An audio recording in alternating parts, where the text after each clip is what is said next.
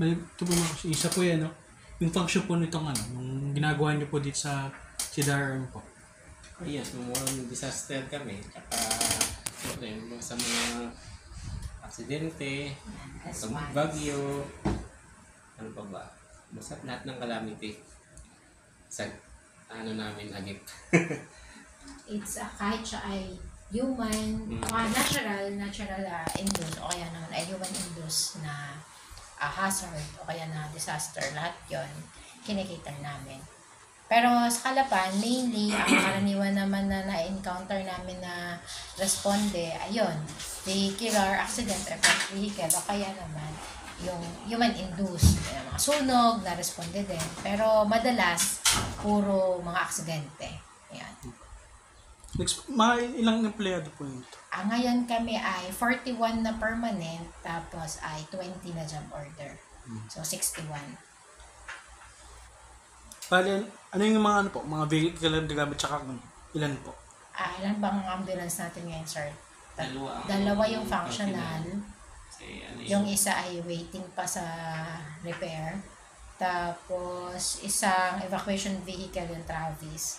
Dalawang rapid assessment na pick up. Tapos, fire truck. May isa pa pala kaming Kia. Yung Kia. So, ano na yun eh. Panghakot-hakot ng mga... Yeah. Bali, 8 yung vehicles namin.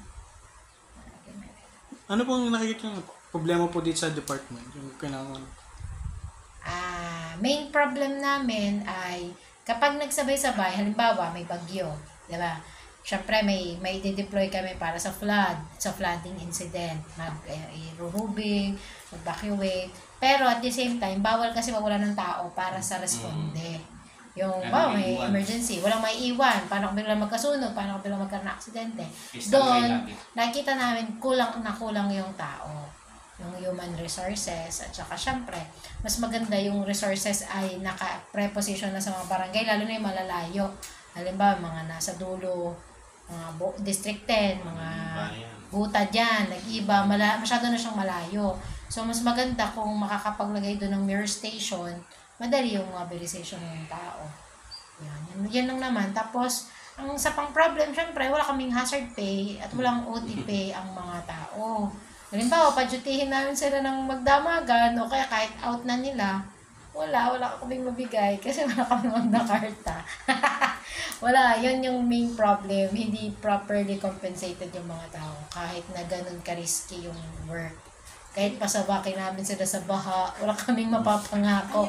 Yung pagkakatawagan ko yung makakontak? Hotline po, hotline. Yun pa lang, ma'am. Sa may mga tao ngayon, ma'am, ginagamit na nilang social media, may page, doon na nag-chat sila. So, pwede bibigyan din naman po kami ng mga mga hotline stickers. Yan. So, mga lalo sa establishment. Kasi yung mga malalayo yung bawang walang internet. Pero madalas, ma'am, ayun, sa Facebook page, marami nagme-message na ngayon, na-utilize na siya. Ayun. Access na ng Facebook. Tapos true call. Pero kung mga yung mga 3 digits lang, bawa 911, wala tayong ganun. Wala po, may natawag po na national. Iba, tsaka pala ibabato. Babato pa lang sa amin. Gayon po. Kaya minsan, medyo matagal dahil minsan nagkakamali pa ng bato. Hindi dito sa Calapan na babato, kundi sa ibang lugar. Ganun po. Yun yung national na 911 po. Yun po yung